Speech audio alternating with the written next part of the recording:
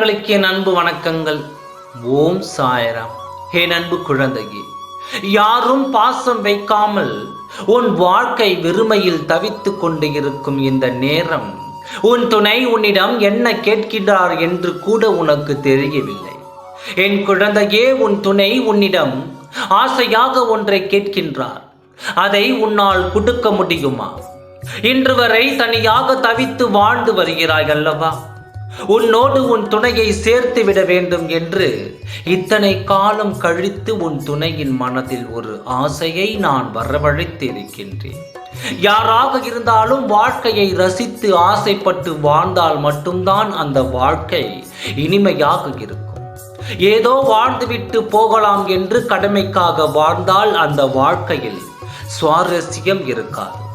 அதனால் தான் இன்று தனிமையில் இருக்கும் உன் துணையின் மனதில் ஒரு ஆசையை வரவழைத்து வாழ வேண்டும் என்ற உன் எண்ணத்தை உருவாக்கி உன் நினைவுகளை நிரப்பி உன்னை தேடும் படலத்தை இப்பொழுது ஏற்படுத்தியும் விட்டேன் குழந்தையே.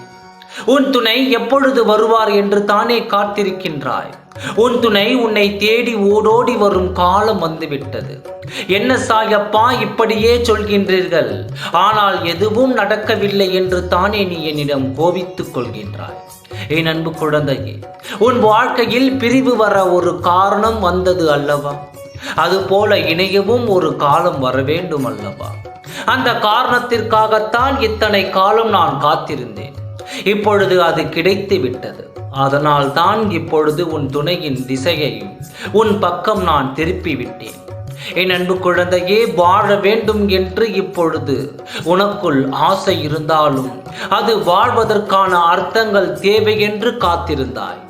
இனி உன் வாழ்க்கையில் அந்த அர்த்தங்கள் கிடைக்கப் போகிறது. யாருடைய பேச்சையும் இனி கேட்டு நீ வருத்தப்பட வேண்டாம்.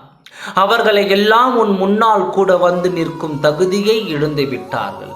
அவர்கள் முன்னிலையில் நீ நன்றாக மகிழ்ச்சியாக வாழப் போகிறாய். உன்னை திட்டி தீர்த்த அவர்கள் முகத்தில் கரியை பூசிக்கொண்டு உன்னை பார்த்தாலும் தலை குனிந்து சென்று விடுவார்கள். இது போல ஒரு வாழ்க்கை உன் அருகில் வந்து விட்டது.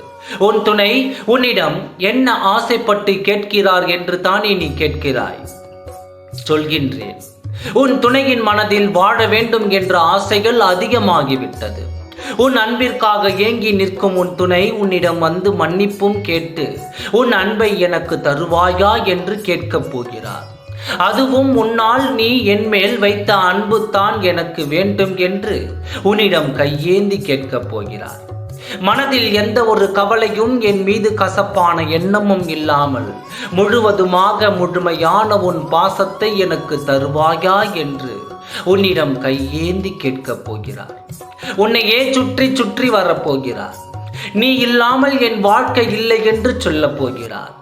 இத்தனை வார்த்தையும் உன் செவிகளால் இத்தனை வார்த்தையும் உன் செவிகளில் கேட்டு நீ மகிழப் போகிறாய்.